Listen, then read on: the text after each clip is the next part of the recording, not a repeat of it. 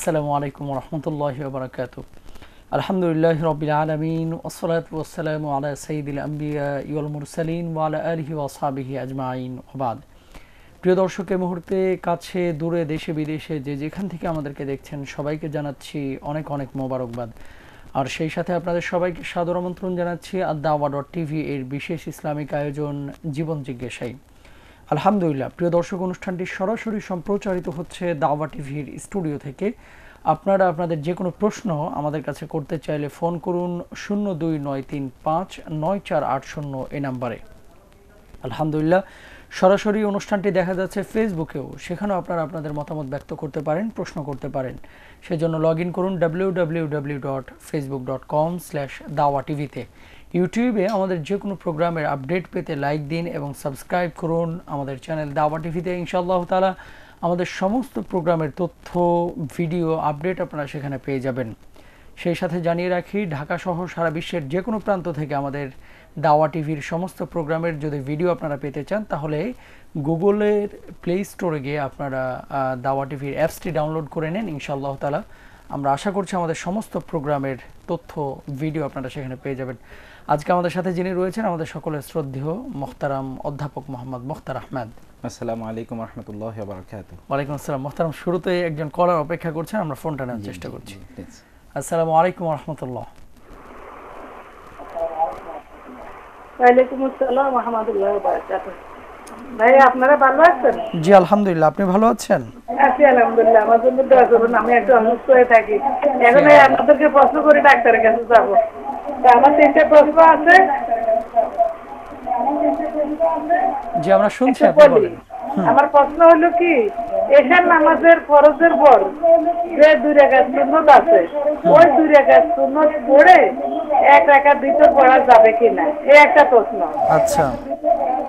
আর একটা প্রশ্ন হলো, আমার এক বোন আছে, ওই বোনের স্বামী মারা গেছে 3.5 মাস হলো। এখন সে মাথা চুল তো সাদা, এখন এই মেহেন্দির রং করতে পারবে কিনা, মেহেন্দি দিয়ে রং করতে পারবে কিনা। আচ্ছা। আর একটা প্রশ্ন হলো, এই সূরা বনী ইসরাঈলের 78 নম্বর আয়াতের ইন্নাল কুরআনাল ফাজরি কানা মাশহুদা, এর ব্যাখ্যা করবেন। আবার সূরা কফের 39-40 নম্বর আয়াতের একটু ব্যাখ্যা করবেন দয়া করে। সূরা কফের না কাহাফ? সূরা কফের 39-40 নম্বর আয়াত। 39-40 একটু ব্যাখ্যা করবেন। আচ্ছা, শুকরিয়া, আপনি আমাদের সঙ্গেই থাকুন, আমরা আলোচনা করব ইনশাআল্লাহ। মোহতারাম, শুরুতেই মানে 3টি প্রশ্ন আমাদের বোন করেছেন। আসলে অনুষ্ঠানটি হচ্ছে জীবন ঘনিষ্ঠ প্রশ্ন নিয়ে। প্রিয় দর্শক, আপনাদের দৃষ্টি আকর্ষণ করছি, আহকাম যদি জানার থাকে তাহলে স্পেসিফিক আপনি বলতে পারেন যে এই আয়াতে কারিমার মাধ্যমে আল্লাহ তাআলা কি ইনফরমেশন দিচ্ছেন, কিন্তু বিশ্লেষণ বা ব্যাখ্যা করতে বললে কিন্তু এটা তাফসিরের প্রোগ্রাম করা দরকার। তো আমরা আশা করছি আপনারা সেই ধরনের প্রশ্নগুলো করবেন। মোহতারাম, তো প্রথম যে প্রশ্নটি আমাদের কাছে আমাদের বোন করলেন, এশার ফরজ সালাতের পরে যে 2 রাকাত সুন্নাতে মুআক্কাদা নামাজ আদায় করি, এরপরে 1 রাকাত বিতর আদায় করা যাবে কিনা? কোনো সমস্যা নেই, ইনশাআল্লাহ তিনি আদায় করতে পারবেন, কোনো সমস্যা নেই ইনশাআল্লাহ। জি। কারণ হচ্ছে ভিতর মানে হচ্ছে বেজোড়। এই বেজোড়টা এইভাবে করা যায় যে 3 রাকাত একসাথেও তিনি পড়তে পারেন, আবার 2 রাকাত পড়ে সালাম ফিরিয়ে তারপরে তিনি 1 রাকাতও তিনি পড়তে পারেন। অতএব সেখানে তিনি যদি এই ভিতর 1 রাকাত যদি পড়েন, অর্থাৎ যেটি এর আগে সুন্নত তিনি করেছেন, সুন্নতকে পরবর্তী যদি তিনি ভিতরে পরিণত করতে চান তাহলে তিনি করতে পারবেন ইনশাআল্লাহ, কোনো সমস্যা নেই। শুকরিয়া মোহতারাম, জাযাকাল্লাহ। আরেকটি বিষয় ছিল, স্বামী মারা গেছে, তারপরে উনি দেখা গেছে চুলগুলো সাদা হয়ে যাচ্ছে, মানে বয়সে যথেষ্ট সময় চলে গেছে আর কি, তো মানে বার্ধক্যের দিকে উপনীত হয়েছেন হয়তোবা। তো এমতো অবস্থায় স্বামী যার মারা গেছেন, উনি কি চুলের কালার চেঞ্জ করার জন্য মেহেদি লাগাতে পারেন কিনা? না, সেখানে তো তিনি লাগাতে পারবেনই, তাতে কোনো সমস্যা নেই। এখানে তার যে একটা ইদ্দতের যে একটা পিরিয়ড আছে, আমরা এই আলোচনায় ফিরব ইনশাআল্লাহ একটি ফোন নেওয়ার পরে। আসসালামু আলাইকুম ওয়া রাহমাতুল্লাহ। ওয়ালাইকুম আসসালাম। জি, আমি অনলাইনে দাওয়া টেলিভিশন দেখছিলাম, আপনাদের জীবন জিজ্ঞাসা। জি, আপনি এখনো দেখছেন, আপনি আপনার প্রশ্নটা বলেন প্লিজ।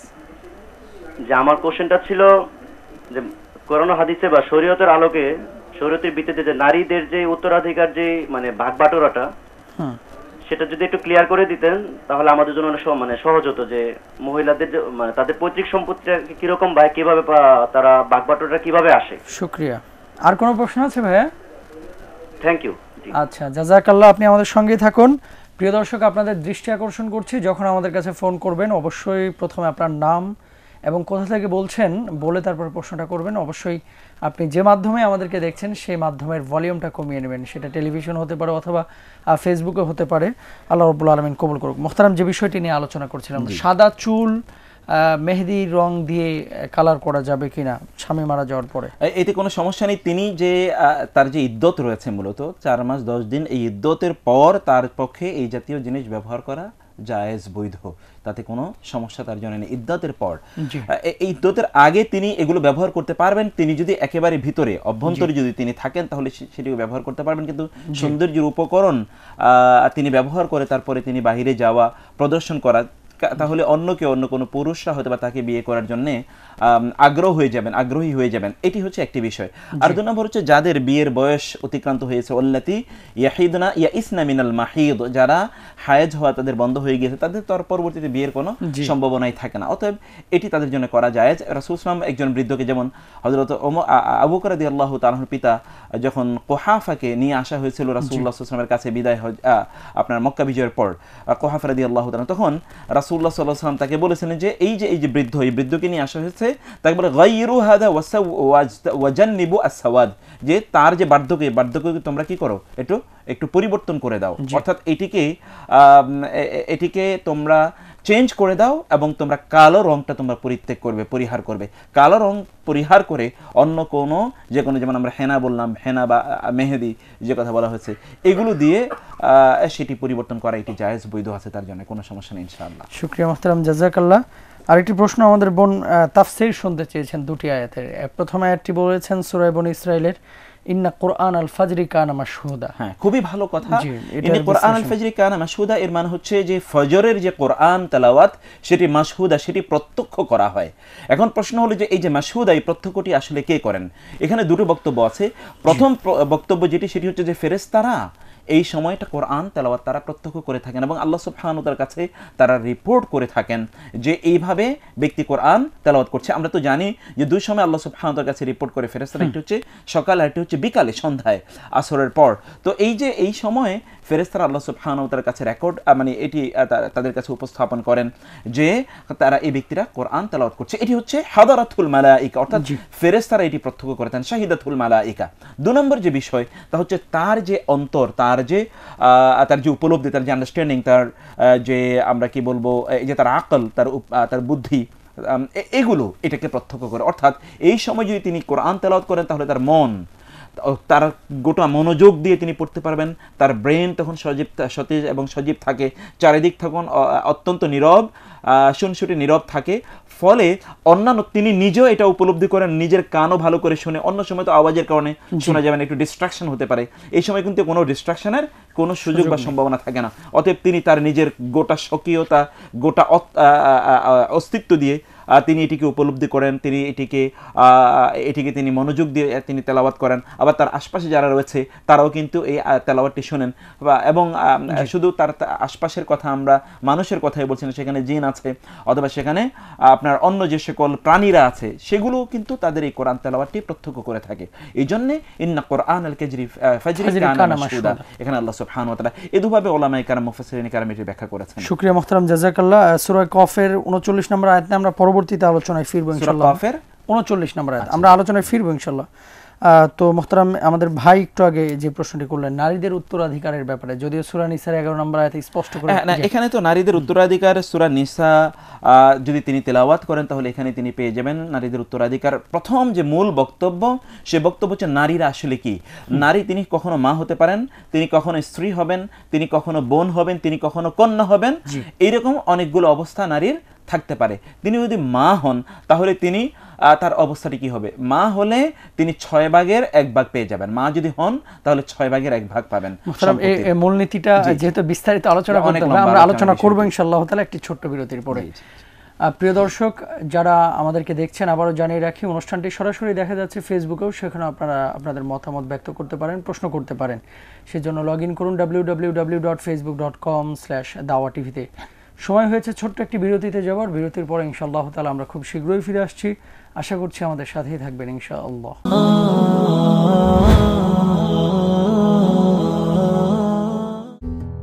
সারা দেশে বিভিন্ন জায়গায় হামদর্দের স্বাস্থ্য সেবা ও বিক্রয় কেন্দ্র রয়েছে। সারা বাংলাদেশের মানুষের স্বাস্থ্য সেবায় হামদর্দ। হামদর্দ আপনার সেবায়। সবাইকে স্বাগত জানাচ্ছি আহায়েদ জাতীয় জুনিয়র বিতর্ক প্রতিযোগিতা 2016। আজকে বিনিয়োগ করার মানুষকে বেশি আজকে অর্থনৈতিকভাবে ডেভেলপমেন্ট করবে মানুষ। এই সংসদ ফলিত বিষয়সমূহ পাঠ্যসূচির অন্তর্ভুক্ত করবে। তখন শিক্ষকেরা বলবে যে ব্যবহারিকের জন্য আলাদা একটা ক্লাস করা হোক। মাননীয় প্রধানমন্ত্রীকে আহ্বান জানাবো আজকের সংসদে প্রস্তাব উত্থাপনের জন্য। সেই নিউক্লিয়ার পাওয়ার যদি তারা অ্যাপ্লাই করে মাননীয় পুরো পৃথিবী ধ্বংস হয়ে যাবে। আপনার যখন অর্থনীতিটি আলটিমেটলি কাজ করে, আপনার সেই মুসলমান, আপনার সেই লোকজন আপনার সেই দেশের উন্নয়নের জন্য কাজ করবে। মাস্তিকা নিজের মতো আন্দোলন করছিল, মাস্তিকা রাশিয়া নিজের মতো আন্দোলন করছিল। কেন করছিল? রাশিয়ার স্বার্থে কখন লেগেছে মাস্তিকা? ওনার বক্তব্য থেকে অর্থটি পাচ্ছি, তাই আমি পয়েন্টে নিচ্ছি না। আপনি যখন সব রকম মানুষকে একই সাথে জোটবদ্ধ করে ফেলেন, সামগ্রিকভাবে আমি বলবো বিতর্কটি অত্যন্ত প্রাণবন্ত হয়েছে। আহায়েদ জাতীয় জুনিয়র বিতর্ক প্রতিযোগিতা 2016 শীঘ্রই আসছে শুধুমাত্র addawa.tv-তে। নারী, সম্মান, রাশিকৃত স্বর্ণরৌপ্য আর চিহ্নিত ঘোড়াসমূহ, গবাদি পশু এবং ক্ষেত খামারের প্রতি আসক্তি মানুষের কাছে চাকচিক্যময় করে দেওয়া হয়েছে। এসব ইহজীবনের ভোগ্য সামগ্রী মাত্র, আর আল্লাহ তার নিকটই রয়েছে উত্তম আশ্রয়স্থল। সূরা আল ইমরান আয়াত 14। বিদ্যুৎ বিলটা, গ্যাস বিলটা যা সময় দিয়ে যায়। কিসের বিল মা? এসব বিদ্যুৎ বিলের জন্য আমি বসে থাকি? পৃথিবীর সেই শ্রেষ্ঠ মানুষ নবী মোহাম্মদ রাসূলুল্লাহ সাল্লাল্লাহু আলাইহি ওয়াসাল্লামকে যখন জিজ্ঞেস করা হয়েছিল আল্লাহর পরে স্থান কার, উনি 3 বার বলেছিলেন মা মা মা।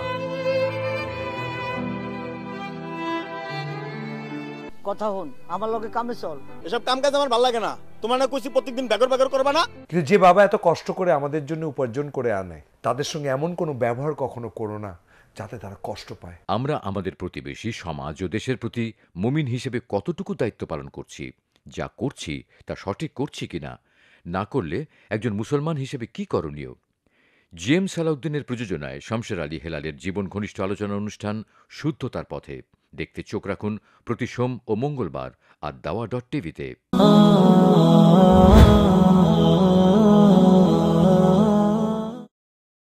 আলহামদুলিল্লাহ, বিরতির পরে আহলান সাহলান জানাচ্ছি প্রিয় দর্শক, আবারও আপনাদের প্রিয় অনুষ্ঠান জীবন জিজ্ঞাসায়। অনুষ্ঠানটি সরাসরি সম্প্রচারিত হচ্ছে। আপনারা আপনাদের যে কোনো প্রশ্ন আমাদের কাছে করতে ফোন করুন 0293594880 এ নাম্বারে। অনুষ্ঠানটি সরাসরি দেখা যাচ্ছে ফেসবুকেও, সেখানেও আপনারা দেখতে পারেন। আপনারা আপনাদের প্রশ্ন আমাদের কাছে লিখতে পারেন, সেজন্য লগ ইন করুন www.facebook.com/dawa-tv-তে। ইউটিউবে আমাদের যে কোনো প্রোগ্রামের আপডেট পেতে লাইক দিন এবং সাবস্ক্রাইব করুন দাওয়া টিভিতে। ইনশাআল্লাহ তাআলা সমস্ত প্রোগ্রামের তথ্য এবং ভিডিও আপনারা সেখানে পেয়ে যাবেন। ঢাকা সহ বাংলাদেশের যে কোনো প্রান্ত থেকে অথবা পৃথিবীর যে কোনো প্রান্ত থেকে আপনারা যদি দাওয়া টিভির সমস্ত প্রোগ্রাম দেখতে চান, তাহলে গুগল প্লে স্টোরে গিয়ে দাওয়া টিভির যে অ্যাপসটি রয়েছে সেটি ডাউনলোড করে নিন। আলহামদুলিল্লাহ, আমরা আশা করছি আমাদের সমস্ত প্রোগ্রাম আপনারা সেখানে পাবেন। মোহতারাম আলোচনা করছিলেন নারীদের উত্তরাধিকার নিয়ে। আমরা মোহতারাম আপনার কাছে ফিরে যাচ্ছি। তো এখানে যে কথা বলছিলাম, যদি সেটি মায়ের বিষয় হয়, তাহলে সেটি 6 ভাগের 1 ভাগ মা পাবেন। আর যদি তার যদি স্ত্রী হয়, তাহলে যদি স্বামী মারা যাওয়ার পর কোনো ছেলে যদি না থাকে, ছেলে বা মেয়ে, কোনো কন্যা সন্তান বা পুরুষ সন্তান যদি না থাকে, ছেলে সন্তান যদি না থাকে, তাহলে স্ত্রী পাবে 4 ভাগের 1 ভাগ। আর যদি তারা থাকে তাহলে স্ত্রী পাবে 8 ভাগের 1 ভাগ সম্পত্তি। এটা তো আমরা স্ত্রীর কথা বলছি। যদি স্বামী মারা গিয়েছেন, তার কোনো ছেলে মেয়ে যদি না থাকে, তাহলে স্ত্রী পাবেন 4 ভাগের 1 ভাগ। যদি কেউ থাকেন তাহলে সেখানে পাবেন 8 ভাগের 1 ভাগ। এবং অন্যান্য সম্পত্তি কীভাবে বণ্টিত হবে এই আলোচনা আমরা এখানে শেষ করতে পারবো না। 3 নম্বরে, এখন যদি যিনি মারা গিয়েছেন, এখন একজন নারী, তার অবস্থান যদি হয়, তিনি যদি হন কন্যা, তিনি যদি হন মেয়ে, ব্যক্তির মেয়ে যিনি মারা গিয়েছেন তিনি যদি মেয়ে হন, তাহলে যদি কোনো ছেলে না থাকে তাহলে মেয়ে পাবে একজন, যদি মেয়ে হয়, কোনো ছেলে নাই, যিনি মারা গেছেন তার কোনো ছেলে নাই, যদি মেয়ে থাকেন একজন, তাহলে তিনি সম্পত্তির অর্ধেক পাবেন, আর বাকি অর্ধেক বিভিন্নভাবে বণ্টিত হবে। যদি কন্যা দুজন অথবা তার চেয়ে অধিক হয়, কিন্তু কোনো ছেলে সন্তান নেই, তাহলে 3 ভাগের 2 ভাগ সম্পত্তি কন্যাদের মাঝে বণ্টিত হবে। বাকি সম্পত্তি বাবা, ভাই, বোন, স্ত্রী এবং এরা বিভিন্ন জন পাবে যদি কন্যা সন্তান হয়, শুধু কন্যা সন্তান। কিন্তু যদি ছেলে এবং মেয়ে থাকে, অর্থাৎ যিনি মারা গেছেন তার ছেলেও আছে মেয়েও আছে, তাহলে লিযযাকারি মিসলু হাজ্জিল উনসায়াইন, অর্থাৎ প্রত্যেক ছেলে প্রত্যেক মেয়ের দ্বিগুণ পাবে। 1:2, এক মেয়ে পাবে 1, ছেলে পাবে 2, অথবা ছেলে পাবে 1, মেয়ে পাবে অর্ধেক। এইভাবে সম্পত্তি বণ্টিত হবে। আর বোন যদি হয় তাহলে 6 ভাগের 1 ভাগ সম্পত্তি তিনি পাবেন, বোন পাবেন 6 ভাগের 1 ভাগ সম্পত্তি। এই হচ্ছে মোটামুটি মূল নীতি। এরকম তার আরো কিন্তু বিভিন্ন বিষয় আছে, সেখানে আমরা সেই আলোচনা এখানে হয়তো করতে পারবো না। শুকরিয়া মুহতারাম। আমাদের আরেক বোন প্রশ্ন করেছেন সূরা কফের 39 নম্বর আয়াতের বিশ্লেষণ। সূরা কফের 39 নম্বর আয়াত। আচ্ছা, সূরা কফের 39 আয়াতটি যদি এরকম হয়, ওয়াসাব্বিহ বিহামদি রাব্বিকা ক্বাবলা তুলুই শামসি ওয়া ক্বাবলা গুরুবিহা, জি, এখানে ওয়ামিনাল লাইলি ফাসাব্বিহু আদবারাস সুজুদ, যে ওয়াসাব্বিহ বিহামদি রাব্বিকা ক্বাবলা তুলুই শামসি ওয়া ক্বাবলাল গুরুব, যে তুমি এর আগে হচ্ছে ফাসবির আলামা আসওয়াবাহুম, অথবা ফাসবির আলামা ইয়াকুলুন, ফাসবির আলামা ইয়াকুলুন, তারা যা বলে তার উপর আপনি ধৈর্য ধারণ করুন। এরপর আল্লাহ সুবহানাহু ওয়া তাআলা বললেন ওয়াসাব্বিহ বিহামদি রাব্বিকা ক্বাবলা তুলুই শামসি ওয়া ক্বাবলাল গুরুব ওয়া মিনাল লাইলি ফাসাব্বিহু ওয়া আদবারাস সুজুদ। এই হচ্ছে, তাহলে প্রথম কথা হচ্ছে যে ফাসবির আলামা ইয়াকুলুনা, যে তারা যা বলে তার উপর আপনি ধৈর্য ধারণ করুন। তারা যা বলে মানে কি? এর দুটো অর্থ হতে পারে। একটি হচ্ছে যে মক্কার কুরাইশরা রাসূলুল্লাহ সাল্লাল্লাহু আলাইহি ওয়াসাল্লাম বিভিন্নভাবে তাকে যন্ত্রণা দিত, কথা দিয়ে তাকে যন্ত্রণা দিত। কথা দিয়ে যন্ত্রণা দেওয়া মানে হচ্ছে তাকে বিভিন্নভাবে তার বিরুদ্ধে বিভিন্ন অভিযোগ আনতো, তার বিরুদ্ধে বিভিন্ন ধরনের কথা তারা বলতো, রাসূলুল্লাহ সাল্লাল্লাহু আলাইহি ওয়াসাল্লামের বিরুদ্ধে বিভিন্ন দুর্নাম তারা ছড়াতো। যেমন আমরা জানি যে সূরা আল কাউসার আল্লাহ সুবহানাহু ওয়া তাআলা বলেছেন যে তারা আপনাকে বলে যে ইন্না শানি, যে আপনি হচ্ছেন আল আবতার। আবতার মানে হচ্ছেন লেজ কাটা। লেজ কাটা মানে হচ্ছে আপনার যেহেতু কোনো ছেলে নাই, অর্থাৎ আপনার পরবর্তী কোনো বংশ টিকে থাকবে না। আল্লাহ সুবহানাহু বললেন যে ইন্না শানি আকা হুয়াল আবতার, যারা আপনার দুর্নাম করে তারাই মূলত লেজ কাটা, অর্থাৎ তাদেরই কোনো পরবর্তী বংশ টিকে থাকবে না, তাদের নাম উচ্চারণ করার মতো কোনো লোক থাকবে না। এইভাবে রাসূলুল্লাহ সাল্লাল্লাহু আলাইহি ওয়াসাল্লামকে তারা বলতো মা লিহাদার রাসূল ইয়াকুলুত তুআম ওয়া ইয়ামশি ফিল আসওয়াক, এ আবার কেমন নবী, এদিকে রাস্তাঘাটে হাঁটে আবার বাজারেও যায়। এভাবে তারা রাসূলুল্লাহ সাল্লাল্লাহু আলাইহি ওয়াসাল্লামের বিরুদ্ধে বিভিন্ন ধরনের কথাবার্তা বলতো। এই কারণে আল্লাহ সুবহানাহু ওয়া তাআলা বললেন ফাসবির আলামা ইয়াকুলুন, তারা যা বলে তার উপর আপনি ধৈর্য ধারণ করেন। যে একটি বিষয়। আরেকটি হতে পারে যে রাসূলুল্লাহ সাল্লাল্লাহু আলাইহি ওয়াসাল্লামকে তারা শারীরিকভাবে নির্যাতন করত, যন্ত্রণা দিত, শারীরিকভাবে কষ্ট প্রদান করত। এই কষ্টের ব্যাপারে আল্লাহ সুবহানাহু ওয়া তাআলা বললেন যে ফাসবির আলা আযাহুম, যে তারা আপনাকে যে কষ্ট দিচ্ছে এই কষ্টের উপর আপনি ধৈর্য ধারণ করুন। অথবা ফাসবির আলা তাকযীবিহিম, যে তারা যে আপনাকে মিথ্যাবাদী বলছে বা আপনাকে অস্বীকার করছে, এই যে অস্বীকার করা বা আপনাকে আপনার বিরুদ্ধে মিথ্যাচার ছড়ানো, এর বিরুদ্ধে আপনি ধৈর্য ধারণ করুন। এটি হচ্ছে প্রথম অংশের কথা। আর দ্বিতীয় অংশের কথা হচ্ছে ওয়াসাব্বিহ বিহামদি রাব্বিকা ক্বাবলা তুলুই শামসি ওয়া ক্বাবলাল গুরুব, যে সূর্য উদয়ের পূর্বে এবং সূর্য অস্তমিত হওয়ার পূর্বে আপনি আল্লাহ সুবহানাহু ওয়া তাআলার জন্য বিহামদি রাব্বিকা, আপনি আল্লাহর তাসবিহ পড়ুন। এখানে আল্লাহ সুবহানাহু ওয়া তাআলা তাসবিহ বলতে দুটো জিনিস। একটি হচ্ছে তাসবিহ মানে হচ্ছে সালাত, কিন্তু তাসবিহ কিন্তু সালাতের অর্থে ব্যবহৃত হয়েছে, কোরআন এবং সুন্নাহ সালাতের অর্থে ব্যবহৃত হয়েছে। অতএব এখানে তাসবিহ মানে হচ্ছে সালাত। অতএব ক্বাবলা তুলুই শামসে তো আমরা ফজরের সালাত আদায় করি, আর ক্বাবলাল গুরুব হচ্ছে আমরা আসরের সালাত আদায় করি অথবা যোহরের সালাত আদায় করি। এর উপর ভিত্তি করে উলামায়ে কেরাম বলেছেন যে ফজরের সালাতের মেজদাক আমরা পাচ্ছি হচ্ছে এই আয়াতের মধ্যে, এবং যোহর এবং আসরের মেজদাকও আমরা এখানে পাচ্ছি। তাহলে এখানে সালাত বোঝাতে হতে পারে, অথবা হতে পারে যে এখানে সকাল এবং সন্ধ্যায় আল্লাহ সুবহানাহু ওয়া তাআলার জিকির করা, আল্লাহর স্মরণ করা। আমরা জানি যে আমরা যদি আমাদের ভাই বোনদেরকে, বিশেষ করে বোনকে বলতে পারি যে হিসনুল মুসলিম যে গ্রন্থটি আছে, সেই গ্রন্থটিতে তারা দেখবেন যে আযকারুস সাবাহি ওয়াল মাসা, সকাল এবং সন্ধ্যার জিকির। রাসূলুল্লাহ সাল্লাল্লাহু আলাইহি ওয়াসাল্লাম সকালে কি জিকির করতেন, সন্ধ্যায় কি জিকির করতেন, সালাতের আগে এবং পরে তিনি কি জিকির করতেন, এই জিকিরগুলো সেখানে আছে। যেমন আমরা সকালবেলা বলি আল্লাহুম্মা ইন্নী আসবাহতু উশহিদুকা উশহিদু হামালাতা আরশিক ওয়া মালাইকাতাকা ওয়া জামিআ খালকিকা আন্নাকা আনতাল্লাহু লা ইলাহা ইল্লা আনতা ওয়াহদাকা লা শারীকা লাক ফালাকাল হামদু ওয়া লাকাশ শুকর। অথবা আমরা এই করি যে আল্লাহ সুবহানাহু ওয়া তাআলার নেয়ামতের উপর ভিত্তি করে আমাদের সকাল হয়েছে। এইভাবে আবার সন্ধ্যাও কিন্তু একই ধরনের দোয়া। শুকরিয়া মুহতারাম, আমরা মোটামুটি আলোচনাটা বুঝেছি। আমরা একটি ফোন নেওয়ার চেষ্টা করছি। আসসালামু আলাইকুম ওয়া রাহমাতুল্লাহ। ওয়ালাইকুম আসসালাম ওয়া রাহমাতুল্লাহি ওয়া বারাকাতুহু। ভালো আছেন আপনারা? জি আলহামদুলিল্লাহ, আপনি ভালো আছেন? আলহামদুলিল্লাহ ভালো আছি। ওটা আমার একটা প্রশ্ন ছিল, সেটা হলো তাহিয়াতুল ওযুর নামাজের উপরে প্রশ্নটা। আমি কিছুদিন আগে একটা প্রোগ্রাম, আমি শেখের নাম নাই বললাম, একটা প্রোগ্রামে বললো যে তাহিয়াতুল ওযুর নামাজ যদি ফজরের আযান হয়ে যায় এবং মাগরিবের আযান মানে দিয়ে ফেলে, সেই ক্ষেত্রে যদি আমার ওযু না থাকে তাহলে আমি ওযু করে তো সরাসরি নামাজে যেতে হবে, আমি তার পূর্বে তাহিয়াতুল ওযুর নামাজ পড়তে পারবো না। আর যদি আগে আযানের আগে আমি তাহিয়াতুল ওযুর নামাজ আদায় করতে পারবো। তো আমার প্রশ্নটা হলো মাগরিবের আসর আর মাগরিবের মাঝখানে কোনো নামাজ নেই, সেক্ষেত্রে যদি আমার ওযুটা চলে যায় আসরের পরে, তো আমি কি মাগরিবের আযানের আগে আমি ওযুটা করে তাহিয়াতুল ওযুর নামাজ পড়তে পারবো কিনা, এটি আমার প্রশ্ন। আর যদি ফজর আর মাগরিবের আযানের পরে তাহিয়াতুল ওযুর নামাজ না করা যায়, সেক্ষেত্রে ফজরের আযানের পরে আমি পড়তে পারবো কিনা, এটা আমার প্রশ্ন। মনে হয় বুঝতে পারছি। শুকরিয়া, আপনি আমাদের সঙ্গে থাকুন। বলবেন প্লিজ। শুকরিয়া, আপনি আমাদের সঙ্গে থাকুন। মোহতারাম যে প্রশ্নটি আমাদের বোন করলেন, না আমাদের এই বোনের প্রশ্ন তাহিয়াতুল উযু নিয়ে। তাহিয়াতুল উযুর বিস্তারিত বিষয়টি আমরা এভাবে বলছি যে তাহিয়াতুল উযু মানে হচ্ছে ওযু করার কারণে যে সালাতটি আমাদের পড়ার এসেছে, নির্দেশনা এসেছে। নির্দেশনা মানে ফরজ না, মানে এই ব্যাপারে আল্লাহ রাসূল সাল্লাল্লাহু আলাইহি ওয়াসাল্লামের বিভিন্ন বক্তব্য এসেছে, উৎসাহিত করা হয়েছে আমাদেরকে। তো এখানে তাহিয়াতুল উযু তার মানে হচ্ছে ওযু করার কারণে আমাদের উপর এই সালাতটি পড়তে হয়। তো এই সালাতটি আমরা কখন কখন পড়তে পারবো, এই বিষয় নিয়ে দুটো মত আছে। প্রথমত হচ্ছে যে আমরা তো সবসময় সালাত পড়তে পারবো, যেহেতু এই সালাতটি ওযুর কারণে হয়ে থাকে, অন্য কোনো কারণে। এটা সময়ের সাথে সম্পর্কিত না, এটা কিসের সাথে সম্পর্কিত? এটা ওযুর সাথে, অর্থাৎ কোনো একটা কারণের সাথে সম্পর্কিত। যার কোনো কার্য কারণ আছে, এই সালাত নিষিদ্ধ সময় ছাড়া অন্য সময় এটি পড়া যাবে, যেটি কার্যকারণ আছে, কার্যকারণ যেটি আছে, যে কারণে, যেমন ধরুন আপনি এই যে ইয়ের কথা বলছি, যেমন তাওয়াফের কারণে যে সালাতটি পড়তে হয়, অথবা মসজিদে ঢোকার কারণে যে সালাতটি পড়তে হয়, এটি কিন্তু সময়ের সাথে সম্পর্কিত না। আপনি মসজিদে ঢুকেছেন অথবা আপনি বাইতুল্লাহর চারপাশে তাওয়াফ করেছেন এই কারণে, অথবা উযু করেছেন এই কারণে 2 রাকাত সালাত আদায় করছেন।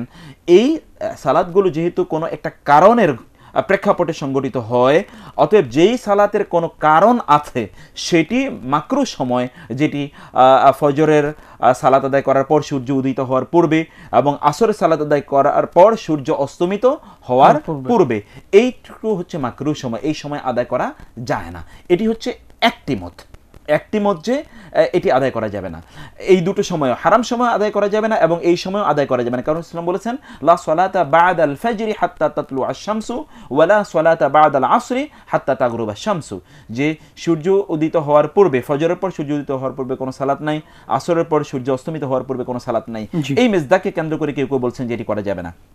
কিন্তু যারা বলছেন যে এটি যেহেতু একটা কার্যকারণের কারণে হয়েছে, অতএব নিষিদ্ধ সময়ের বাইরে অন্য যে কোনো সময়ই এটা আদায় করা যাবে, তাদের পক্ষে অত্যন্ত শক্তিশালী দলিল আছে। এবং আমি নিজে সেই দলিলগুলো চেক করে দেখেছি, আমার এই দলিলটি আমার কাছে অধিকতর যুক্তিযুক্ত মনে হয়, যে তিনি জোহরের আসরের পরেও তিনি সূর্য অস্তমিত হওয়ার আগেও তিনি যদি উযু করেন তাহলে তিনি তাহিয়াতুল উযু পড়তে পারবেন, আবার ফজরের পরেও, ফজরের ফরজ পড়ার পরেও তিনি সূর্য উদিত হওয়ার পূর্বে তিনি এতটুকু পড়তে পারবেন। শুধু কি তাই, দেখুন স্পষ্ট হাদিস আছে, রাসূল সাল্লাল্লাহু আলাইহি ওয়াসাল্লাম বলেছেন সল্লু ক্বাবলাল মাগরিবি রাকাতাইনি, সল্লু ক্বাবলাল মাগরিবি রাকাতাইনি, সল্লু ক্বাবলাল মাগরিবি রাকাতাইনি ইন শি'তুম। এরকম আছে যে তোমরা মাগরিবের পূর্বে 2 রাকাত সালাত আদায় করো, 3 বার তিনি বলেছেন, তারপরে সর্বশেষ তিনি বলেছেন যদি তোমরা চাও। অর্থাৎ মাগরিবের আগে, আমরা যে বলছি যে মাগরিবের আগে কোনো সালাত আদায় করা যায় না ওই হাদিসের উপর ভিত্তি করে, তার বিপরীতে কিন্তু আরেকটি সহিহ হাদিস, বুখারী হাদিস, এই হাদিসটিও কিন্তু সেখানে পাওয়া যাচ্ছে।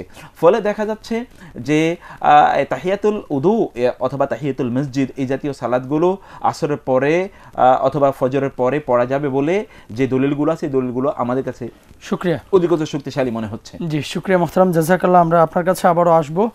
প্রিয় দর্শক, দেখতে পাচ্ছি ফেসবুকে অনেকে আমাদের সাথে যোগ দিয়েছেন। আরিফ হোসেন সিঙ্গাপুর থেকে আমাদেরকে একটি প্রশ্ন করেছেন যে অমুসলিম দেশে অস্থায়ী বসবাসকারীদের জন্য জুমার নামাজ ওয়াজিব কিনা জানতে চাই। আমরা এই প্রশ্নটা নিয়ে আপনার কাছে আসবো ইনশাআল্লাহ তাআলা বিরতির পরে। এছাড়াও দেখতে পাচ্ছি হাজী মোহাম্মদ ওসমান আমাদের সাথে যোগ দিয়েছেন। উনি প্রশ্ন করেছেন, আসসালামু আলাইকুম, আল্লাহ ছাড়া কাউকে সিজদা অথবা তাজমি সিজদা করা যাবে কিনা, কোরআন সুন্নাহ কি বলে, জানালে খুশি হব। আমরা এই বিষয়টি নিয়েও ভাই ইনশাআল্লাহ তাআলা কথা বলবো, মুহতারামের কাছে প্রশ্নটি নিয়ে যাব। তারপর আরও একটি আইডির নাম হচ্ছে ক্ষণস্থায়ী জীবন। উনি আজকে আমাদের একটু টেকনিক্যাল প্রবলেম হচ্ছে, বিশেষ করে ব্রডকাস্টিংয়ে দেখতে পাচ্ছি, এই বিষয়টি বলেছেন। তো আমরা চেষ্টা করছি ইনশাআল্লাহ তাআলা ঠিক হয়ে যাবে, খুব শীঘ্রই আমরা দোয়া করছি। আর আরেকটা বিষয়, রহমান এমডি মাকসুদুর রহমান, আসলে ওনার আইডির নাম এমনই, উনিও আমাদের সাথে যোগ দিয়েছেন। আর উম্মে রোহামা আমাদের সাথে যোগ দিয়েছেন। আমরা বিষয়গুলো নিয়ে কথা বলবো ইনশাআল্লাহ তাআলা। প্রিয় দর্শক, সময় হয়েছে ছোট্ট একটি বিরতিতে যাবার। বিরতির পরে আবারও খুব শীঘ্রই আমরা ফিরে আসছি ইনশাআল্লাহ।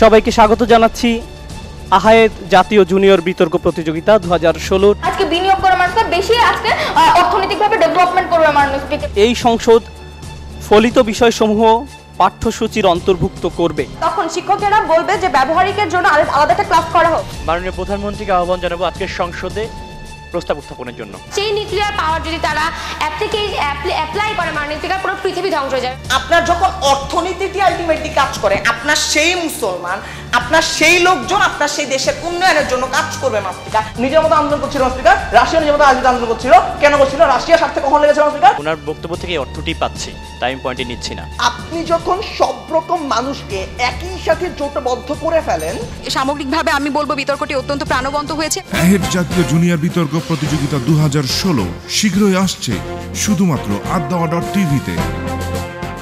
তিনি যাকে ইচ্ছা বিশেষ জ্ঞান দান করেন এবং যাকে বিশেষ জ্ঞান দান করা হয় সে প্রভূত কল্যাণ লাভ করে।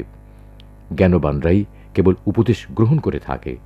সূরা বাকারা আয়াত 297। দৈনন্দিন জীবনে ইসলাম এই স্লোগানকে সামনে রেখে পথ চলা শুরু করেছে নতুন ধারার অনলাইন পোর্টাল পয়গাম.com। মানবতার মুক্তি সনদ মহাগ্রন্থ আল কোরআন এবং মানবতার মুক্তিদূত মহানবী হযরত মুহাম্মদ সাল্লাল্লাহু আলাইহি সাল্লামের শিক্ষা ও আদর্শকে তুলে ধরাই আমাদের মূল লক্ষ্য। আমাদের নির্মিত অনুষ্ঠানমালা সম্পর্কে জানতে ও আমাদের প্রবন্ধ নিবন্ধ লেখনী পড়তে ভিজিট করুন www.paygam.com। ফেসবুকে লাইক দিন www.facebook/paygam।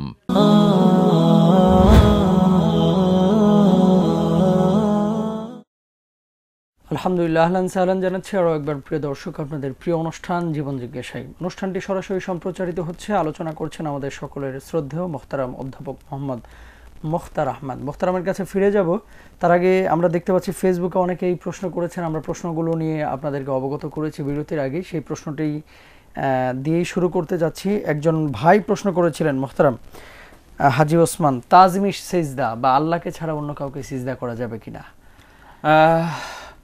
এটি তো কয়েক হাজারবার আমাদের ইন্না লিল্লাহ পড়া দরকার। আল্লাহ সুবহানাহু ওয়া তাআলা ছাড়া অন্য কাউকে সিজদা করাই মানে হচ্ছে সবচেয়ে বড় শিরক, যেটি আকবারুল কাবায়ের অথবা যেটি হচ্ছে আকবারুশ শিরক, শিরকের চূড়ান্ত যেটি, সেটি হচ্ছে আল্লাহ সুবহানাহু ওয়া তাআলা ছাড়া অন্য কাউকে সিজদা করা। আল্লাহ সুবহানাহু ওয়া তাআলা কোরআনে বহু জায়গায় ঘোষণা করেছেন যে তোমরা সিজদা করো তাকে, আল্লাহ সুবহানাহু ওয়া তাআলাকে, যিনি আকাশ এবং জমিন সৃষ্টি করেছেন। ওয়াসজুদু লিল্লাহ, তোমরা আল্লাহর জন্য শুধুমাত্র সিজদা করো, অন্য কারোর জন্য কোনোভাবে সিজদা করা যাবে না। কোনো একজন ব্যক্তি যদি আল্লাহ ছাড়া অন্য কারো নামে, অন্য কাউকে যেই নামই হোক না কেন সিজদা করে, সাথে সাথে তিনি মুশরিক হয়ে যাবেন, ইসলামের গণ্ডি থেকে তিনি খারেজ হয়ে যাবেন, তার ঈমান ধ্বংস হয়ে যাবে। তাকে তওবা করে নতুন করে আবার মুসলিম হতে হবে, না হলে তিনি মৃত্যুবরণ করবেন এই শিরকের উপর। এই মুশরিক হিসাবে তিনি মৃত্যুবরণ করবেন, যিনি আল্লাহ ছাড়া অন্য কাউকে যেই কোনো কারণে হোক, যে কোনো নামে হোক, যে কোনো বক্তব্যই হোক না কেন সিজদা করে থাকেন। আল্লাহ হেফাজত করুক। মোহতারাম, অনেকে বলে থাকেন যে আপনার তাজমি সিজদা, এটা আলী রাদিয়াল্লাহু তাআলা আনহুর কিছু দলিল ওনারা নিয়ে আসেন যে আসহাবে রাসূল তার পায়ে চুম্বন করেছেন বা তার সামনে মাথা নত করেছেন। আসলে এই রিওয়ায়াতগুলোর কোনো ভিত্তি আছে? কোনো ভিত্তি নেই, এগুলো সব শিয়াদের বানোয়াট বিভিন্ন বক্তব্য। এই বক্তব্যগুলো ইহুদিদের মাধ্যমে ঢুকেছে কিছু, শিয়াদের মাধ্যমে কিছু বানোয়াট বক্তব্য ঢুকেছে। এই বক্তব্য একেবারেই ঠিক নয়, এগুলো ইসলামের সাথে পরিপূর্ণভাবে সাংঘর্ষিক। এটি যারা এই জাতীয় বিশ্বাস যারা লালন পালন করে তারা প্রত্যেকে বিভ্রান্ত। অতএব এই জাতীয় বক্তব্যের কোনো ভিত্তি কোরআন এবং সুন্নাহ নেই। শুকরিয়া মুহতারাম, জাযাকাল্লাহ। আরিফ হোসেন ভাই জিজ্ঞেস করেছিলেন, অমুসলিম দেশে অস্থায়ীভাবে যারা বসবাস করছেন সেখানে জুমার সালাত ওয়াজিব কিনা? সেখানে যদি এখন তো আসলে আমরা একসময় দারুল হরব এবং দারুল ইসলাম বলতে যেই অবস্থা ছিল সে অবস্থা এখন বিশ্বের অধিকাংশ দেশেই নাই। দারুল হরব বলতে যেটি বোঝানো হয়েছে তৎকালীন বিশ্বে দারুল হরব, যেখানে মুসলিমদের সাথে কন্টিনিউয়াস, মুসলিম বিশ্বের সাথে কন্টিনিউয়াসলি যুদ্ধ লেগেছিল, এরকম কোনো অবস্থা নেই। আপনি যদি ইভেন ওয়েস্টের দিকেও যান, যদি সেখানে আপনি ডোনাল্ড ট্রাম্প বা অন্যান্য কিছুর কথা বলতে পারবেন, এখানে হয়তো বা আপনি এই যে বার্মার কথা হয়তো বা বলতে পারেন, যেখানে পরিস্থিতি খুবই খারাপ, এরকম কিছু জায়গা। কিন্তু সেখানে কি আমেরিকাতে কি মুসলমানদের জুমার নামাজে কোনো সমস্যা হচ্ছে? এক ঘটনা ঘটতে পারে, এটা তো আমাদের অন্য মুসলিম দেশগুলো তো ঘটে, যেখানে কিছু দুর্ঘটনা ঘটে থাকে। কিন্তু এটি তার মানে হচ্ছে যে দারুল হরবের অরিজিনাল যে কনসেপ্ট, যে এখানে ইসলামী কোনো কার্যকলাপই করতে পারবে না, সেটা আমার তো মনে হয় যে আমরা ওয়েস্টের, বর্তমান যে ওয়েস্টের কথা বলছি, সেই ওয়েস্টে মুসলমানরা অনেক বেশি স্বাধীন তথাকথিত মুসলিম দেশগুলোর চেয়ে, তথাকথিত মুসলিম দেশগুলোর চেয়ে অনেক বেশি স্বাধীন। তারা সেখানে অবাধে ইসলামী কার্যকলাপ তারা চালাতে পারছে, ইসলামের দাওয়ার কাজ তারা করে যাচ্ছে, অতএব সেখানে তারা অনেক বেশি স্বাধীন। অতএব এই জন্যে এখানে আমি তো জানি না জাপানে এমন কোনো ঘটনা আজ পর্যন্ত ঘটেছে কিনা যেখানে মুসলমানদেরকে জুমার নামাজ পড়তে বাধা দেওয়া হয়েছে।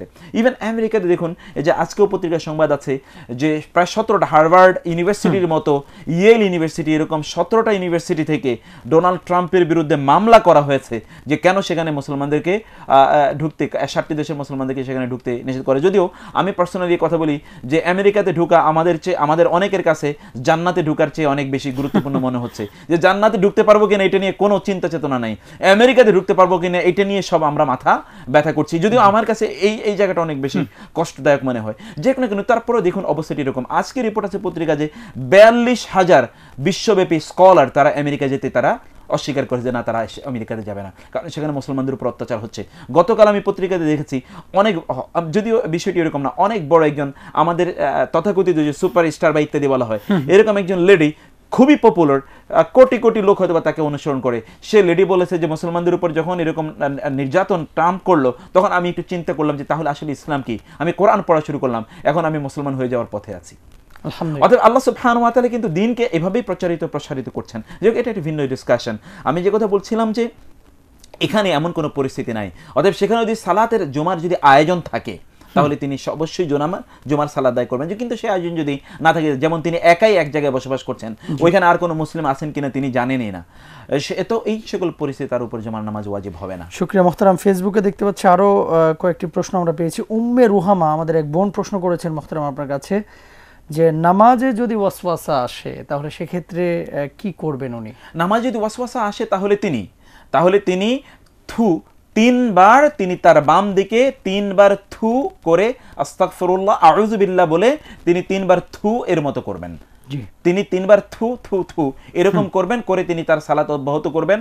ইনশাআল্লাহ শয়তান এখান থেকে দূরীভূত হয়ে যাবে। রাসূলুল্লাহ সাল্লাল্লাহু আলাইহি ওয়াসাল্লাম বলেছেন তোমাদেরকে সালাত দাঁড়ালে যদি এরকম একটি অবস্থা হয় তাহলে সে তার বাম দিকে যাতে 3বার থু থু এর মতো করে, এবং সে যাতে ইস্তেআযা পড়ে, আউযু বিল্লাহি মিনাশ শাইতানির রাজিম পড়ে, তাহলে ইনশাআল্লাহ শয়তান দূরীভূত হয়ে যাবে ইনশাআল্লাহ।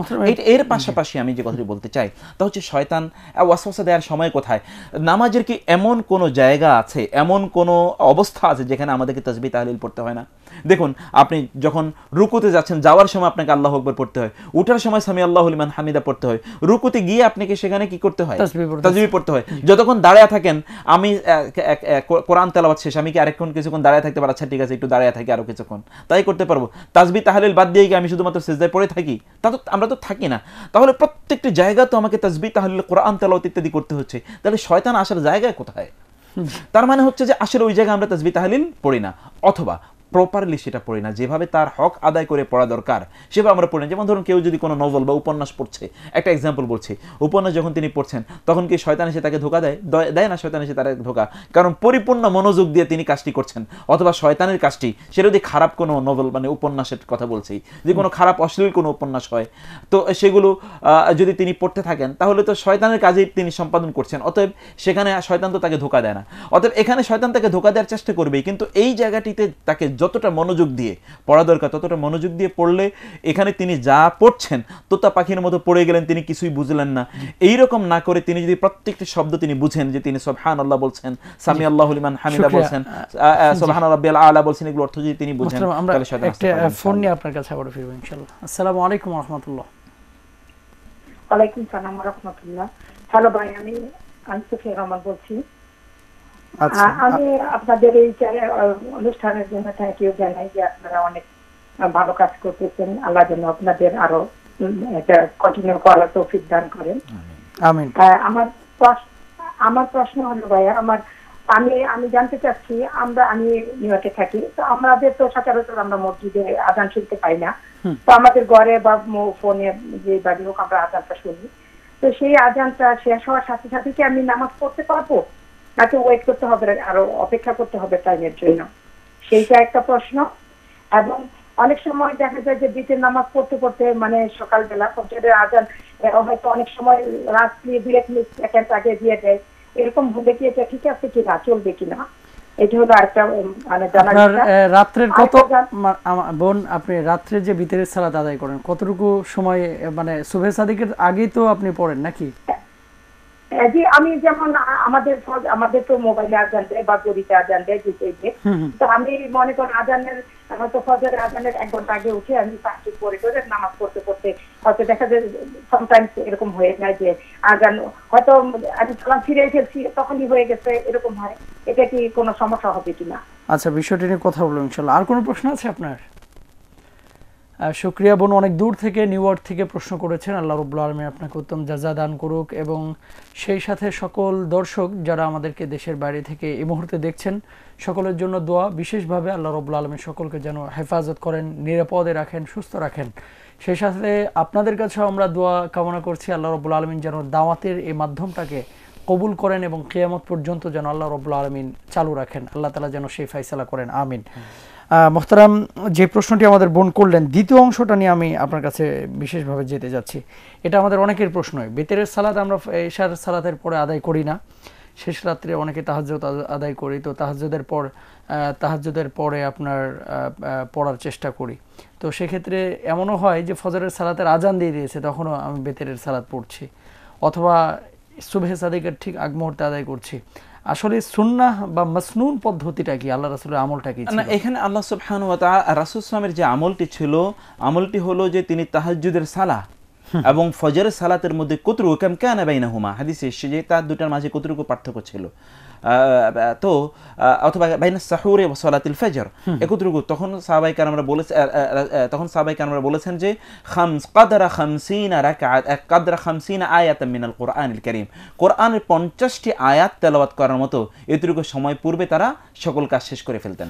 অর্থাৎ এই যে ফজর, আপনার তাহাজ্জুদ এবং সাহরি খাওয়া এবং বেতের পড়া, এটি সাধারণ নিয়ম যে একজন ব্যক্তি যাতে ধীর এবং স্থিরে তিনি যাতে কাজটি করতে পারেন। কিন্তু তারপরে মানবিক কারণে যে কোনো অবস্থায় হোক না কেন, যে ফজরের আজান বা ফজরের সময় হয়ে যাওয়ার, আজানই মূল বক্তব্য নয়, সময় হয়ে যাওয়ার সম্ভাবনা যদি দেখা দেয়, তাহলে হাদিসে সে তোমাদের কেউ সালাত আদায় করছে, কিন্তু তখন সে যদি সম্ভাবনা আশঙ্কা করে যে ফজরের সময় হয়ে গিয়েছে বা ফজরের আজান পড়ে গিয়েছে, তাহলে ফাল ইউতির বিওয়াহিদাতিন, সে আসলে 1 রাকাত পড়ে তারপরে কি করবে, সে তাড়াতাড়ি ভিতরটা আদায় করে ফেলবে।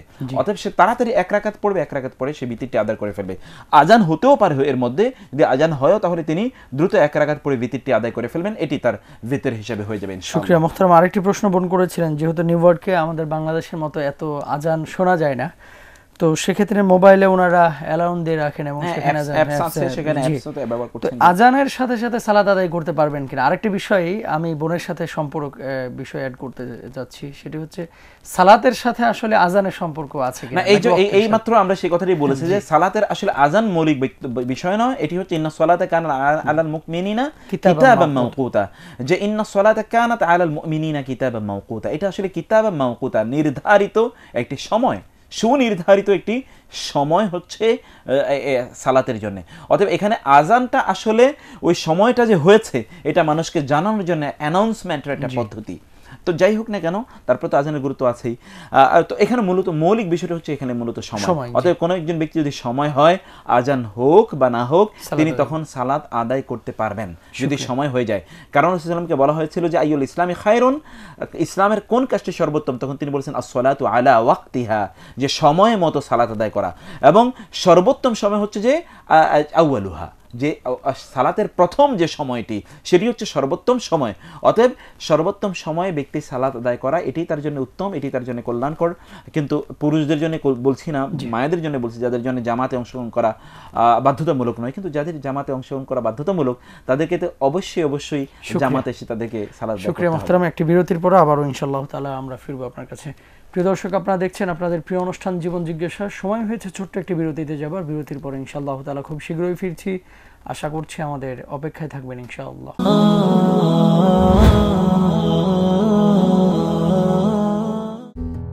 সারা দেশে বিভিন্ন জায়গায় হামদর্দের স্বাস্থ্য সেবা ও বিক্রয় কেন্দ্র রয়েছে। সারা বাংলাদেশের মানুষের স্বাস্থ্য সেবায় হামদর্দ। হামদর্দ আপনার সেবায়। altanzil.tv والضحى والليل إذا سجى ما ودعك ربك وما قلى। কোরআনকে জানতে, কোরআনকে মানতে altanzil.tv নিয়ে এলো কোরআন কেন্দ্রিক নানা আয়োজন। وللآخرة خير لك من الأولى ولسوف يعطيك ربك فترضى ألم يجدك يتيما فآوى ووجدك ضالا فهدى ووجدك عائلا فأغنى فأما اليتيم فلا تقهر وأما السائل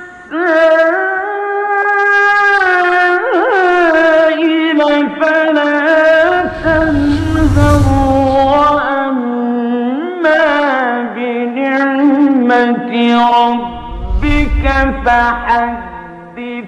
মহাগ্রন্থ আল কোরআনকে সঠিকভাবে অনুধাবন এবং কোরআন নির্দেশিত জীবন বিধানকে বাস্তবায়নের লক্ষ্যেই যাত্রা শুরু করেছে altanzil.tv।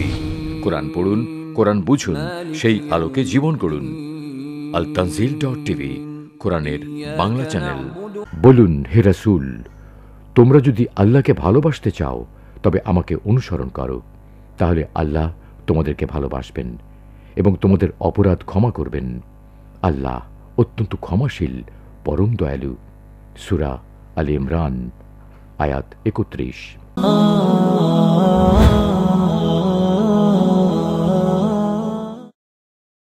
আলহামদুলিল্লাহ, বিরতির পরে প্রিয় দর্শক আবারও সবাইকে সাদর আমন্ত্রণ জানাচ্ছি আপনাদের প্রিয় অনুষ্ঠান জীবন জিজ্ঞাসায়। অনুষ্ঠানটি সরাসরি সম্প্রচারিত হচ্ছে। আপনারা আমাদের কাছে যে কোনো প্রশ্ন করতে ফোন করুন 0293594880 এই নাম্বারে। আলহামদুলিল্লাহ, আপনাদের খেদমতে ফেসবুকেও আমাদের পেজ ওপেন রয়েছে, সেখানেও আপনারা আপনাদের মতামত ব্যক্ত করতে পারেন, প্রশ্ন করতে পারেন। সেজন্য লগ ইন করুন www.facebook.com/dawatv-তে। ইউটিউবে আমাদের যে কোনো প্রোগ্রামের আপডেট পেতে লাইক দিন এবং সাবস্ক্রাইব করুন দাওয়া টিভিতে। ইনশাআল্লাহ তাআলা সমস্ত প্রোগ্রামের আপডেট তথ্য আপনারা পেয়ে যাবেন। দেখতে পাচ্ছেন ফেসবুকে অনেকে আমাদের সাথে যোগ দিয়েছেন। আমরা মুহতারামের কাছে যাব প্রশ্ন নিয়ে, তার আগে একটি ফোন নেওয়ার চেষ্টা করছি। মুহতারাম, আসসালামু আলাইকুম ওয়া রাহমাতুল্লাহ। ওয়ালাইকুম আসসালাম ওয়া রাহমাতুল্লাহি ওয়া বারাকাতুহু। তৌহিদ সিদ্দিকী বলছি, পাইকপাড়া নারায়ণগঞ্জ। আমার প্রশ্নটা হচ্ছে, নামাজ শেষ হওয়ার সাথে সাথে আল্লাহু আকবার, আস্তাগফিরুল্লাহ, আস্তাগফিরুল্লাহ, আস্তাগফিরুল্লাহ এভাবে পড়বো না শুধু 3 বার আস্তাগফিরুল্লাহ পড়বো? এটা এক নম্বর প্রশ্ন।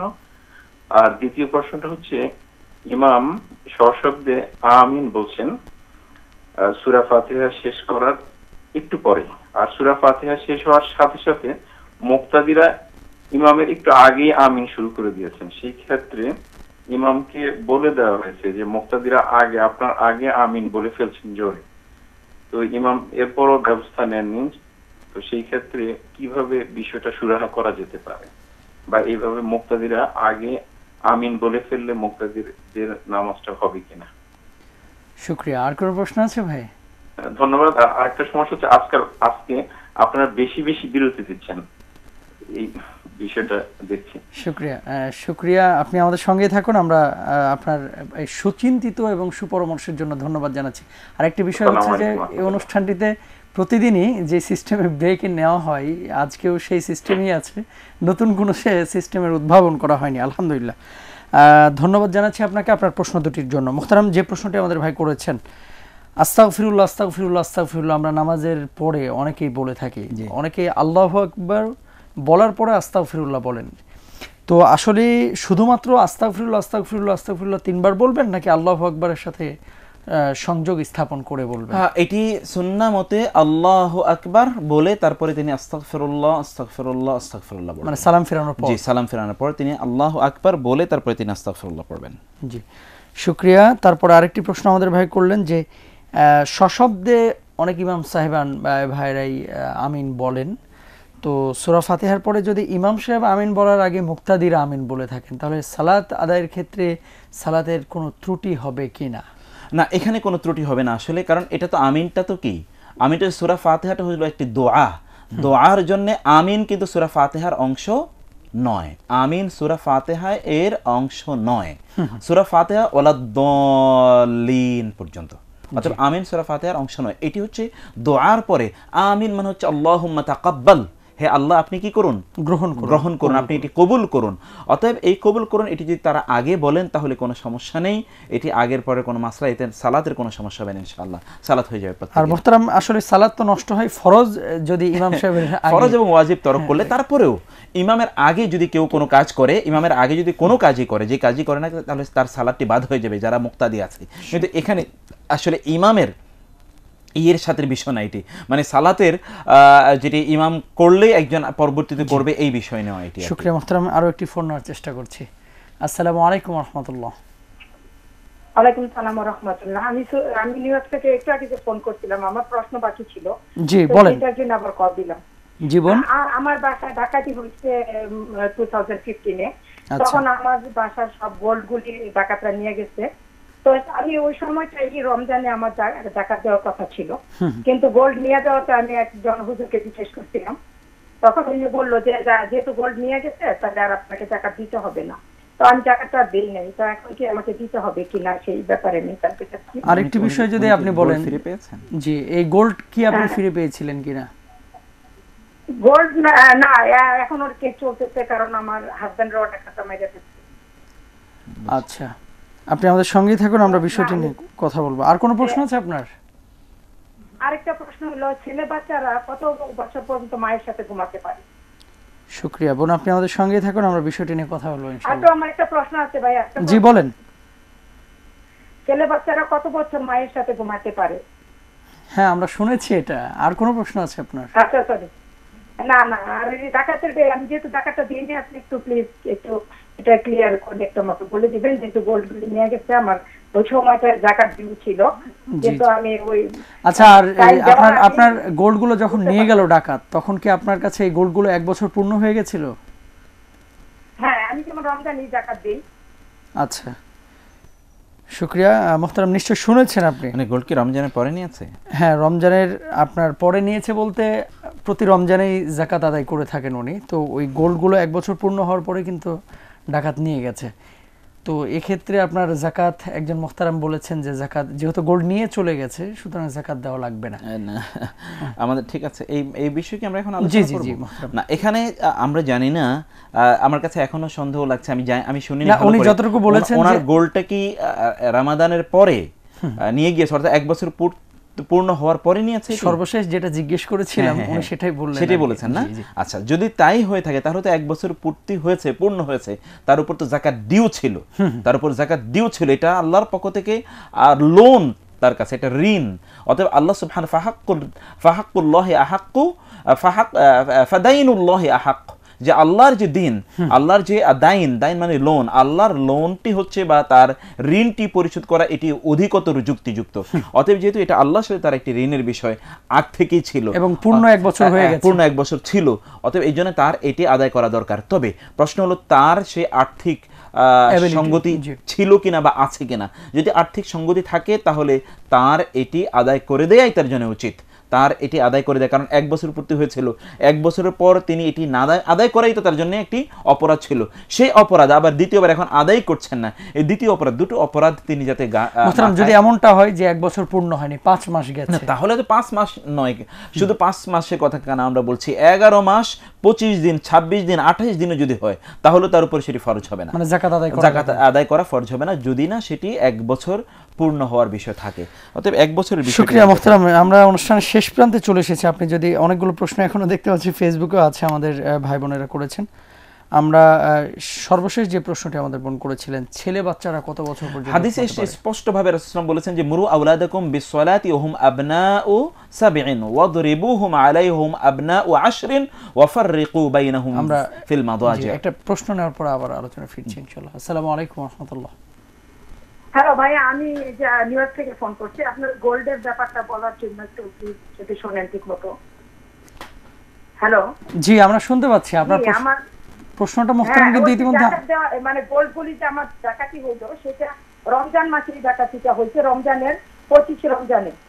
আপনি আগের রমজানে কত তারিখে যাকাতের টাকা আদায় করেছিলেন বলবেন একটু? আমি প্রতি রমজানের 20 তারিখের পরে যাকাত আদায় করি, তখন আমরা ওই টাকা পয়সার যাকাত দিলে আমরা কন্টিনিউ করতেছিলাম। আচ্ছা, চান্দ্র মাসের হিসেবে কিন্তু আপনার এই যে 2-3 দিনের যে ডিসটেন্স, এটা মুহতারাম ক্ষমার কি? না না, আমাদের যেরকম একটা জন্ম দিবস আছে, যাকাতের এরকম একটা যাকাত দিবস থাকবে। আমাদের প্রত্যেকটা যাকাতের জন্য একটা দিবস থাকবে, যেমন প্রতি রমাদানের 20 তারিখে আমরা ক্যালকুলেশন করব। ক্যালকুলেশন কিন্তু 20 তারিখকে ধরে আমাদেরকে করতে হবে। এখন তিনি তার আগে আদায় করে দিতে পারেন, কিন্তু পরে আদায় করতে হলে এখানে স্পেসিফিক, আমি জানি না সময় আপনার নেই, স্পেসিফিক অনেকগুলো শর্ত আছে যে তিনি পরে আদায় করলে তাকে কি করতে হবে। আমরা নেক্সট দিন এই বিষয়টা নিয়ে ইনশাআল্লাহ তাআলা ডিটেইলস কথা বলবো। আগামীকাল আমরা আলোচনা করব যদি আল্লাহ চায়। যদি আল্লাহ, আমি মানে রমজানে আমি আমার যাকাতটা নিই, কিন্তু তখনই গোলটা চুরি হয়ে গেছে। চুরি কি আমরা আপনার এই 20 তারিখের পরে চুরি হয়েছে? হ্যাঁ 20 তারিখের পরে চুরি, তাহলে আপনাকে যাকাত দিতে হবে। জি জি জি দিতে হবে বোন, আপনি যাকাত দিয়ে দেবেন, কারণ আল্লাহর সাথে একটা ঋণে আবদ্ধ আপনি আছেন। আর আপনি যদি আর্থিক সঙ্গতি থাকে, যদি আর্থিক হ্যাঁ বোন, আজকে আপনি অনেক দূর থেকে প্রশ্ন করেছেন, অনুষ্ঠানে একেবারে আমাদের হাতে না সেটা আরেকটা জিনিস হলো, আমার হাজবেন্ডেরও ডাকাতটা মেরে ফেলছে। আমার তো ওনার জন্য ওনার মৃত্যুটাকে। জি বলেন। আমার হাজবেন্ডেরও ডাকাতটা মেরে ফেলছে। ইন্নালিল্লাহ, আল্লাহ তাকে জান্নাত নসিব করুন। আমি ওনার জন্য ওনার মৃত্যুটাকে অনেকে শাহাদাত মৃত্যু বলতেছে, তো আল্লাহ এটা আমি জানতে চাচ্ছি আসলে এটা কি ওইভাবেই উনি হয়তো জান্নাতি হবেন, বা এটাই আমরা আশা করতেছি, বা আমি কিভাবে দোয়া ওনার জন্য সবসময় করি সেটাই জানতে চাইছি। আমরা এই অনুষ্ঠান থেকে দোয়া করছি আল্লাহ রাব্বুল আলামিন তাকে যেন মাফ করে তাকে জান্নাতে সুউচ্চ মাকাম দান করেন, আমিন। সেই সাথে সকল দর্শক যারা আমাদেরকে দেখছেন, আমরা সকলকে বলবো আমাদের আপনার হাজবেন্ড মানে আমাদের ভাইয়ের জন্য যেন সকলেই দোয়া করেন, আল্লাহ রাব্বুল আলামিন যেন তাকে মাফ করে জান্নাত নসিব করেন, আমিন। বোন আপনি আমাদের সঙ্গেই থাকুন, আর যদি সামর্থ্য থাকে তাহলে যাকাতের টাকাটা আদায় করে দিবেন ইনশাআল্লাহ তাআলা। মুহতারাম, অনুষ্ঠানের শেষ প্রান্তে চলে এসেছি। ছেলেদের বিষয়ে কতদিন পর্যন্ত মার সাথে? তাহলে এখানে বোঝা যাচ্ছে যে এখানে দুটো বক্তব্য আছে। একটি বক্তব্য হচ্ছে যে স্পষ্ট সহিহ হাদিসের বর্ণনা যে 7 বছরে যখন তারা আসে তখন ওয়াফাররিকু বাইনাহুম ফিল মাদাজি, তখন তাদের বিছানা খাট আলাদা করে দিতে হবে। আরেকটি হাদিসের বর্ণনা অনুসারে 10 বছর যখন তখন হয় তখনই তাদের বিছানা আলাদা করে দিতে হবে। অতএব এখানে আমরা সেফ সাইডে থাকার জন্য 7 বছরের মাসালাটিকে আমরা গ্রহণ করব, এটিও সহিহ হাদিসের বক্তব্য। অতএব 7 বছর পরেই উত্তম, যদিও 10 বছরের হাদিসটিও অধিকতর সহি, যদি 7-এর হাদিসটিও সহি। আমরা আশা করছি 7-এর পরে আমরা আলাদা করে দেব না ইনশাআল্লাহ। মুহতারাম, আমরা 1 থেকে 1.5 মিনিট সময় পাবো, যদি সংক্ষেপে বলেন বাকি প্রশ্নগুলো। মহিলাদের সৌন্দর্য বাড়ানোর জন্য কসমেটিক্স বা অন্য কোনো প্রাকৃতিক, তার মধ্যে যদি কোনো হারাম উপাদান না থাকে তাহলে তিনি সেটি ব্যবহার করতে পারবেন, যদি কোনো হারাম উপাদান না থাকে। 1 নম্বর বিষয়। 2 নম্বর বিষয় হচ্ছে কসমেটিক্স। যদি এমন কিছু আমরা জানি, যেমন কসমেটিক্সের নামে এখন বিভিন্ন ধরনের সার্জারি বা ইত্যাদি ইত্যাদি তারা করে, যেটা তার গোটা যে তার যে ন্যাচারাল যে বডি এটিকে বিকৃত করে দিচ্ছে, অথবা তার যে মূল অবয়ব আল্লাহ দিয়েছেন এটিকে বিকৃত করে দিচ্ছে। এইরকম যদি কোনো কসমেটিক সার্জারি বা ইত্যাদির মাধ্যমে যদি কোনো কিছু বিকৃতি তিনি আনেন তাহলে এটা তার জন্য নিষিদ্ধ, এটি তিনি করতে পারবেন। এছাড়া তিনি কসমেটিক্স, হালাল কসমেটিক্স তিনি ব্যবহার করতে পারবেন। গাজী কাউসার আহমদ লিখেছেন, কোরআন হাদিসে জানাই এমন বিষয় কি কেউ ইসলামে ফরজ বা ওয়াজিব করতে পারে? না, ফরজ করার জন্য অবশ্যই কোরআনে থাকতে হবে, কিন্তু হাদিসের মাধ্যমে ওয়াজিব সাব্যস্ত হয়। যেমন ভিতর, সালাতুল ভিতর, এটি ওয়াজিব, এটি কোরআনের মাধ্যমে সাব্যস্ত হয়নি, এটি হাদিসের মাধ্যমে সাব্যস্ত হয়েছে। শুকরিয়া মুহতারাম। আল্লাহ রাসূল সাল্লাল্লাহু আলাইহি ওয়াসাল্লামের কতজন ছেলে মেয়ে ছিল এবং কুলসুম নামে ওনার মেয়ে ছিল? রাসূলুল্লাহ সাল্লাল্লাহু আলাইহি ওয়াসাল্লামের ছেলে ছিলেন 3 ছেলে এবং 4 কন্যা। এর মধ্যে 2 ছেলে এবং 4 কন্যা, এরা প্রত্যেকে হযরত খাদিজা রাদিয়াল্লাহু তাআলা আনহার পক্ষ থেকে তাদের জন্ম হয়েছে। আর একজন সন্তান যার নাম ছিল ইব্রাহিম রাদিয়াল্লাহু তাআলা আনহু, তার জন্ম হয়েছে মারিয়া আল কিবতিয়া রাদিয়াল্লাহু তাআলা আনহা, রাসূল সাল্লাল্লাহু আলাইহি ওয়াসাল্লামের স্ত্রী, এর পক্ষ থেকে। আর বাকি 6 সন্তান, এর মধ্যে প্রথম ছেলের নাম ছিল কাসেম, দ্বিতীয় আল কাসেম, এই জন্য রাসূল সাল্লাল্লাহু আলাইহি ওয়াসাল্লামকে আবুল কাসেম বলা হতো। 2 নম্বর ছেলের নাম ছিল আব্দুল্লাহ, 3 নম্বর ছেলের নাম ছিল ইব্রাহিম। আর তার 4 কন্যা সন্তান ছিলেন। প্রথম কন্যা সন্তানের নাম ছিল জায়নাব, দ্বিতীয় কন্যা সন্তানের নাম ছিল রুকাইয়া, তৃতীয় কন্যা সন্তানের নাম ছিল উম্মে কুলসুম, শুধু কুলসুম নয়, উম্মে কুলসুম, এবং চতুর্থ কন্যা সন্তানের নাম ছিল ফাতিমাতুজ জাহরা রাদিয়াল্লাহু তাআলা আনহা। শুকরিয়া মুহতারাম, প্রশ্নটি করেছিলেন এমডি ফারুক ভাই আমাদের সাথে। আর আরেকটি বিষয়, নুরুল আমিন ভাই আমাদের কাছে প্রশ্ন জানতে চেয়েছেন যে বেতের নামাজে দোয়া কুনুত পড়ার পর অতিরিক্ত কোরআনের এবং হাদিসের দোয়াগুলি পড়া যাবে কিনা, এই বিষয়ে যদি মুহতারাম বলেন। আর আরো কিছু প্রশ্ন করেছেন, আজকে আমরা আলোচনা করতে পারবেন ইনশাআল্লাহ, কোনো সমস্যা নেই, তিনি করতে পারবেন। শুকরিয়া মুহতারাম। প্রিয় দর্শক, আপনারা যারা এতক্ষণ আমাদের সাথে ছিলেন, আল্লাহ রাব্বুল আলামিন সবাইকে উত্তম জাযা দান করুক, আমরা সেই দোয়া করি। এবং সেই সাথে আমাদের মুহতারামের জন্য দোয়া করবেন, দাওয়া টিভির জন্য আপনারা দোয়া করবেন। এই দাওয়া টিভির সাথে যারা সংশ্লিষ্ট রয়েছেন, আল্লাহ রাব্বুল আলামিন সবাইকে যেন দিনে দায়ী হিসাবে কবুল করেন, সেই দোয়া করবেন। আজকের মতো বিদায় নিচ্ছি। আল্লাহ রাব্বুল আলামিন যা কিছু আমরা মুহতারামের মুখ থেকে শুনলাম, সেগুলোর উপরে যেন আমাদেরকে কায়েম রাখেন, সেই দোয়া করে। আল্লাহ হাফেজ। আসসালামু আলাইকুম ওয়া রাহমাতুল্লাহি ওয়া বারাকাতুহু।